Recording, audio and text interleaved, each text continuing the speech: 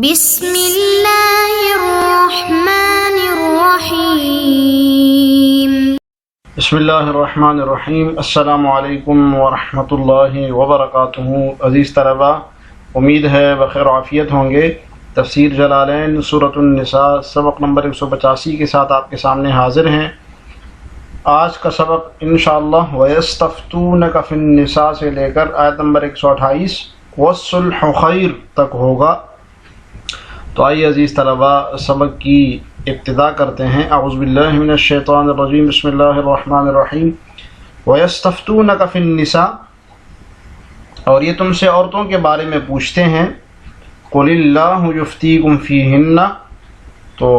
تم ان سے کہو کہ اللہ بھی اور جو کچھ کتاب میں تم کو پڑھ کر سنایا جاتا ہے، وَمَا يُتْلَىٰ عَلَيْكُمْ فِي الْكِتَابِ، اور جو کچھ پڑھ کر سنایا جاتا ہے تم پر کتاب میں، وہ بھی یفتیکم ان عورتوں کے بارے میں فتویٰ دیتا ہے، فی یتام النساء اللاتی، اور ان یتیم عورتوں کے بارے میں بھی،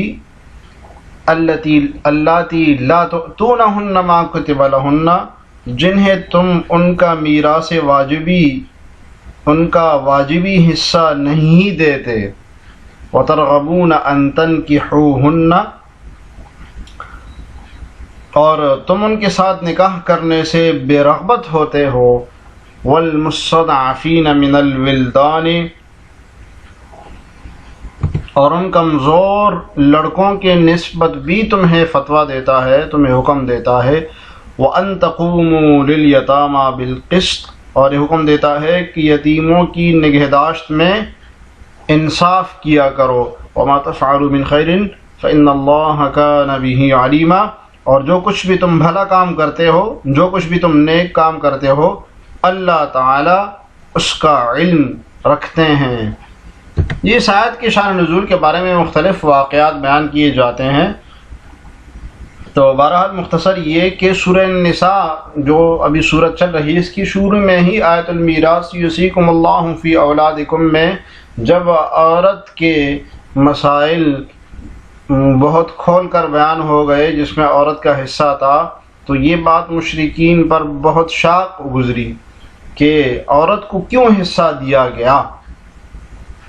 کیونکہ ان کی عادت تھی کہ وہ عورتوں کو حصہ نہیں دیتے تھے، اور بچوں کو، یتیم بچوں کو تب تک حصہ نہیں دیتے تھے جب تک وہ لڑنے کے قابل نہ ہو جائیں، اور یتیم جو بچیاں ہوتی تھی ان کے ساتھ نکاح تو کرتے تھے لیکن ان کو مہر نہیں دیا کرتے تھے، یا بہت تڑپا کر مہر دیا کرتے تھے۔ تو یہاں پر اللہ تعالی نے تاکید فرمائی کہ وہ جو میراث والی آیت میں عورتوں کے حقوق کا، میراث کا حکم بیان ہوا ہے، وہ اٹل ہے، اس کے بارے میں کوئی شک و شبہ میں نہ رہے۔ یہ وَيَسْتَفْتُونَكَ يَطْلُبُونَ مِنْكَ الْفَتْوَىٰ، وہ آپ سے فتویٰ مانگتے ہیں۔ فتویٰ کا مطلب کیا ہوتا ہے؟ حکم، وہ آپ سے حکم پوچھتے ہیں۔ فتویٰ کا مطلب یعنی عام زبان میں بھی جب ہم کہتے ہیں کہ فتویٰ چاہیے یا فتویٰ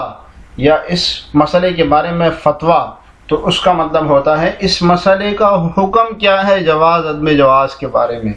تو فرمایا لبون منک الفتویٰ، آپ سے فتویٰ طلب کرتے ہیں، مطلب آپ سے حکم پوچھتے ہیں کس چیز کا؟ فی شأن النساء، اور عورتوں کی حالت کے بارے میں۔ شان کہہ کے اشارہ کر دیا صاحب جلالین نے کہ نساء کی ذوات کے بارے میں فتویٰ نہیں طلب کر رہے، بلکہ نساء کے احوال کے بارے میں پوچھ رہے ہیں، یعنی عورتوں کے ذات کے بارے میں آپ سے نہیں پوچھ رہے بلکہ عورتوں کے احوال کے بارے میں آپ سے یہ پوچھتے ہیں۔ اور میراثہن، اور ان کی میراث کے بارے میں ایشان کا بیان ہے، میراث کہ وہ عورتوں کی احوال سے کیا کون سا حالت مراد ہے، ان کی میراث کے بارے میں آپ سے سوال کرتے ہیں کہ کیا عورتوں کی میراث ہے، یعنی اس طرح پوچھتے ہیں آپ سے۔ قل لہم، آپ ان سے کہہ دیجئے، اللہ یفتیکم، اللہ تعالیٰ تمہیں فتویٰ دیتا ہے، فیہن، ان کے بارے میں، وما یتلی علیکم فی الکتاب، اور جو کچھ کتاب میں تمہارے اوپر تلاوت کیا جاتا ہے، القرآن، کتاب سے مراد کون سی کتاب ہے؟ قرآن ہے، من آیت المیراث، اور یہ ماں کا بیان ہے، ما یتلی علیکم، جو تلاوت کیا جاتا ہے۔ کیا تلاوت کیا جاتا ہے؟ وہ جو سورہ نساء کے شروع میں میراث کی آیت تلاوت کی جاتی ہے، جس کا حکم بڑی تفصیل سے بیان کیا جاتا ہے۔ یوصیکم اللہ فی اولادکم للذکر مثل حظ الانثیین، بہت کھول کر جو بیان کیا جاتا ہے تمہارے اوپر اس کے بارے میں فتویٰ دیتے ہیں اللہ تعالیٰ، یعنی وہ حکم اٹل ہے۔ یفتیکم ایضاً، اسی طریقے سے تمہیں فتویٰ دیتے ہیں اللہ تعالیٰ، تمہیں اس بات کا بھی فتویٰ دیتے ہیں، یعنی جیسے تمہیں فتویٰ دیا عورت کے بارے میں وہاں پر یوصیکم اللہ فی اولادکم میں، اسی طریقے سے یتیموں کے بارے میں بھی تمہیں فتویٰ دیتے ہیں۔ ایک دوسری بات ہے کہ فی یتامی النساء کا عطف ہو رہا ہے ما یتلیٰ کے اوپر، ما یتلیٰ علیکم فی الکتاب کے اوپر اس کا عطف ہو رہا ہے یفتیکم ایضاً فی یتامی النساء اللاتی لا تؤتونہن، وہ یتیم عورتیں جن کو تم ان کا مفروضہ، ان کو فرض کیا گیا حق نہیں دیتے ہو، ما کتبہ ما فرض لہن، جو ان کے لیے فرض کیا گیا ہے، من المیراث، میراث کے احکام، یعنی وراثت میں جو ان کا حصہ مقرر کیا گیا ہے وہ تم نہیں دیتے ہو ان کے بارے میں، اس کے بارے میں بھی اللہ تعالیٰ تمہیں فتویٰ دیتے ہیں۔ وترغبون، اور تم رغبت نہیں رکھتے ہو ایھا الاولیاء، اولیاء، ان تنکحوہن، ان سے کے ساتھ نکاح کرنے میں، لدمامتہن، ان کی بدصورتی کی وجہ سے، دمامتن کہتے ہیں بدصورتی کو، تو ان کی بدصورتی کی وجہ سے ان سے نکاح نہیں کرتے ہوں۔ تو یتیم لڑکی اگر خوبصورت ہوتی تھی تو اس سے یہ نکاح کرتے تھے، لیکن اگر خوبصورت نہیں ہوتے تو وہ نکاح بھی نہیں کرتے تھے پھر۔ وتعضلوہن ان یتزوجن طمعا فی میراثہن، اور رکاوٹ ڈالتے ہو ان یتزوجن، ان کی شادی کرانے میں، طمعا فی میراثہن، ان کی میراث میں لالچ کرتے ہوئے، طمع کرتے ہوئے کہ ان کی میراث تمہیں مل جائے گی۔ ایفتیکم الا تفعلوا ذلک سے آیت کا پورا حاصل معنی بتا رہے ہیں، قل اللہ یفتیکم سے لے کر یہاں تک آیت کا حاصل معنی بتا رہے ہیں صاحب جلالین کہ اللہ تعالیٰ تمہیں فتویٰ دیتے ہیں، تمہیں حکم بتاتے ہیں یہ کہ اللہ تفعلوا ذالک، کہ یہ سارے کام نہیں کرو، یعنی میراث کا نہ دینا، نکاح سے اعراض کرنا، ان کے نکاح میں رکاوٹیں ڈالنا، یہ سارے کام نہیں کرو۔ جی وترغبون ان تنکحوہن کی ایک تفسیر تو وہ بیان کی جاتی ہے جو ہم نے بیان کی کہ تم ان کے نکاح سے بے رغبتی اختیار کرتے ہو، کیونکہ ترغبون کے صلے میں جب عن آتا ہے تو اس کا مطلب ہوتا ہے بے رغبتی، رغبت نہ ہونا، یعنی کہ بعض حضرات نے اس کی دوسری تفسیر بھی بیان کی ہے کہ ترغبون کے صلے میں یہاں پر فی محذوف ہے، فی ان تنکحوہن، یعنی تم دلچسپی رکھتے ہو ان کے ساتھ نکاح کرنے میں۔ کیا مطلب ہے کہ نکاح تو کرتے ہو، نکاح میں تو تمہیں دلچسپی ہوتی ہے، مہر دینے میں دلچسپی نہیں رکھتے ہو۔ اور اس کی تائید حضرت عائشہ رضی اللہ عنہ کی ایک روایت بھی ہے جس میں فرماتی ہیں کہ یہ آیت ایک یتیم بچی کے بارے میں نازل ہوئی کہ ان کے اولیاء نے شادی کروا لی تھی اور مہر نہیں دیا تھا۔ وفی المستضعفین الصغار، اور چھوٹے بچوں کے بارے میں بھی اللہ تعالیٰ تمہیں حکم دیتے ہیں، فی مقدر مان کر، یہ فی المستضعفین میں فی مقدر مان کر اشارہ کر دیا کہ اس کا عطف یتام النساء کے اوپر ہے، یہ جو فی یتام النساء ہے اس کے اوپر اس کا عطف ہے، الصغار من الولدان، وہ چھوٹے لڑکوں کے بارے میں، ان تعطوہم حقوقہم، کہ ان کو بھی ان کے حقوق دو، یعنی جو یتیم ہوتے ہیں۔ وَيَأْمُرُكُمْ أَن تَقُومُوا لِلْيَتَامَى بِالْقِسْطِ، اور تمہیں حکم دیتا ہے کہ یتیموں کے نگہداشت میں انصاف سے کام لیا کرو۔ جی وَيَأْمُرُكُمْ محذوف نکال کے اشارہ کر دیا کہ ان تقوموا جو منصوب ہے، یہ ان کی وجہ سے پورا بتاویل مصدر بن رہا ہے، تو یہ مفعول فعل محذوف کے لیے بن رہا ہے، یعنی اللہ تعالیٰ تمہیں حکم دیتا ہے قائم کرنے کا انصاف کو یتیموں کے لیے، بالعدل، صورت بتائی اس کی، بالعدل فی المیراث والمہر، کہ میراث اور مہر میں انصاف سے کام لو، وما تفعلوا من خیر فإن اللہ کان بہ علیما ویجازیکم بہ، تو اللہ تعالیٰ جانتے ہیں وہ تمہیں بدلہ بھی دیں گے آخرت میں۔ وإن امرأة خافت من بعلها نشوزا او اعراضا، اور اگر کسی عورت کو اپنے شوہر کی طرف سے زیادتی یا بیزوری کا اندیشہ ہو، بیزاری کا اندیشہ ہو، نشوزا او اعراضا، زیادتی کا اندیشہ ہو یا اعراض کا، بیزاری کا اندیشہ ہو، فلا جناح علیہما ان یصلحا، تو ان میاں بیوی کے لیے اس میں کوئی مضائقہ نہیں کہ وہ آپس میں اتفاق سے کسی قسم کی صلح کر لیں۔ فلا جناح علیہما ان یصلحا بینہما صلحا، تو کوئی مضائقہ نہیں کہ میاں بیوی آپس میں صلح کر لیں۔ والصلح خیر، اور صلح کرنا بہتر ہے۔ یہاں سے اللہ تعالیٰ نے ازدواجی زندگی کے متعلق چند ہدایات دی ہیں۔ تو ان آیات میں اللہ تعالیٰ نے ازدواجی زندگی میں پیش آنے والے تلخ حالات کے متعلق کچھ ہدایت اور احکام ارشاد فرمائے ہیں،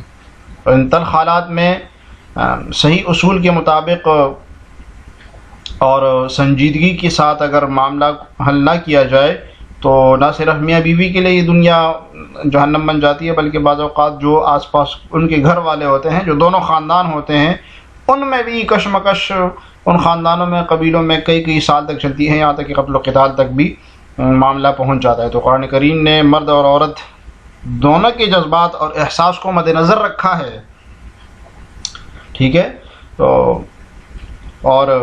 ایک نظام زندگی پیش کیا ہے جس پر عمل کرنے کا نتیجہ یہ نکلتا ہے کہ انسان کا گھر دنیا میں ہی جنت بن جاتا ہے، گھریلو رنجش سے تلخیاں جو ہے ختم ہو جاتی ہے۔ تو یہاں پر فرمایا کہ اگر شوہر کو بیوی کو ایسا لگ سکتا ہو تو آپس میں صلح کرنے کی کوئی صورت وہ نکال لیں۔ تو یہ بسا اوقات ایسی غیر اختیاری حالت پیش آ جاتی ہے جو کہ رنجش کا سبب بنتی ہے، اور ہر فریق کہتا ہے کہ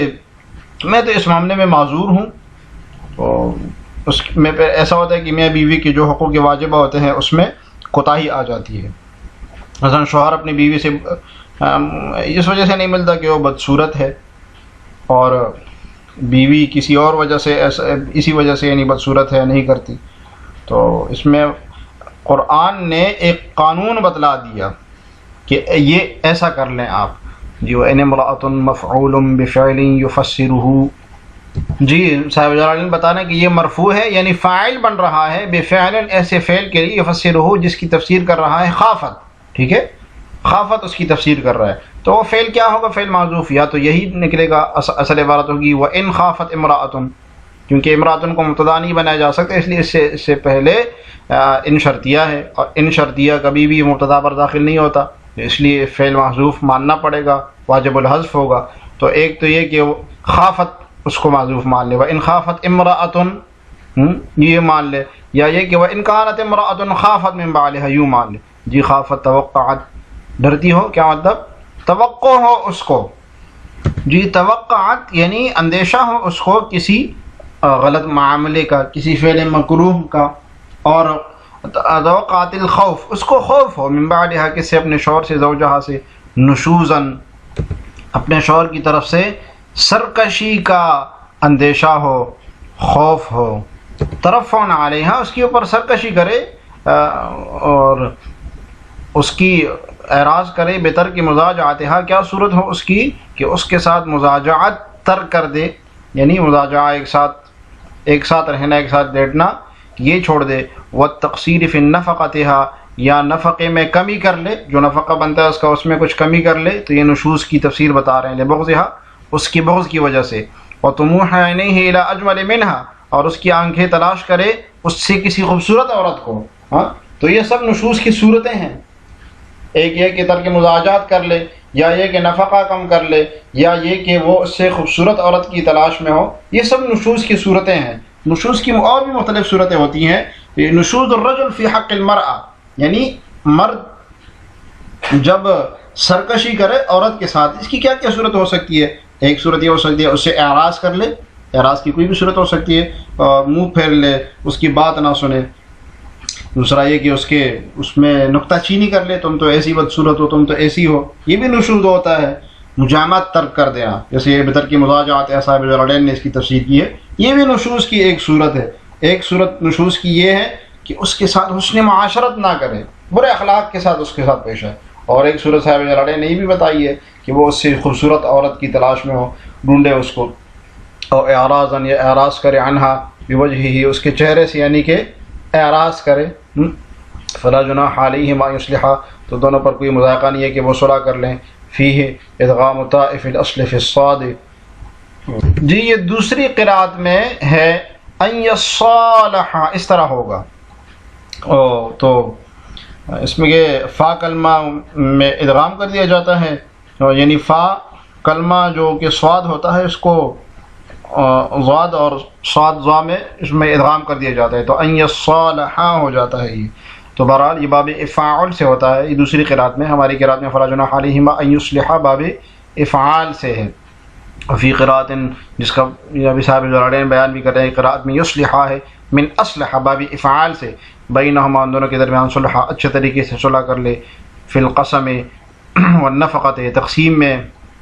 اگر ان کا کوئی مسئلہ ہے اس کو حل کر لے، والنفقۃ نفقے میں کر لے، بأن تترک له شیئا طلبا لبقاء الصحبۃ کہ عورت چھوڑ دے، بأن تترک صورت کیا ہے اس کی صلح کی، بأن تترک له شیئا کہ وہ ایسی چیز کو چھوڑ دے، طلبا کہ وہ جس کا وہ مطالبہ کرے، لبقاء الصحبۃ صحبت کو باقی رہنے کے لیے اپنا کوئی حق وہ چھوڑ دے، فإن رضیت بذلک اگر عورت اس پر راضی ہو، وإلا اور اگر عورت نہ راضی نہ، فعلی الزوج ان یوفیہ حقها تو شوہر کے اوپر ضروری ہے کہ اس کا حق پورا کر لے، یا دوسرا یہ کہ او یفارقها اس کو چھوڑ دے، یعنی طلاق دے دے اس کو، اگر شوہر حق پورا کر سکتا ہے۔ پہلے تو یہ کہ بیوی اپنی ان چیزوں ان حقوق کو تلف کر دے، ان حقوق کی قربانی دے رہی جن کی وجہ سے آپس میں تنازع پیش آ رہا ہے، اگر بیوی اس پر راضی ہے، اور ورنہ یہ کہ شوہر اس کے تمام حقوق پورے کر لے، اگر نہیں کرتا تو پھر طلاق دے دے۔ والصلح خیر اور قرآن نے جو ہے قرآن نے اس طرف زیادہ مشاورت دی ہے کہ صلح زیادہ بہتر ہے، من الفرقت فرقت سے یعنی طلاق سے، والنشوز اور شوہر کی بیوی کے ساتھ سرکشی کے، نافرمانی کے، والاعراض اور وہ جو اعراض کرتا ہے اس سے یہ صلح زیادہ بہتر ہے۔ جس طرح آج کے سبق سے متعلق سوال یہ ہے کہ نشوز کسے کہتے ہیں، ابھی سبق میں آپ نے بڑے اچھے طریقے سے پڑھا، تو جواب کمنٹس میں ضرور لکھیے گا۔ اللہ تعالی ہمیں جلالین پڑھنے سمجھنے کی توفیق عطا فرمائے۔ السلام علیکم ورحمۃ اللہ وبرکاتہ۔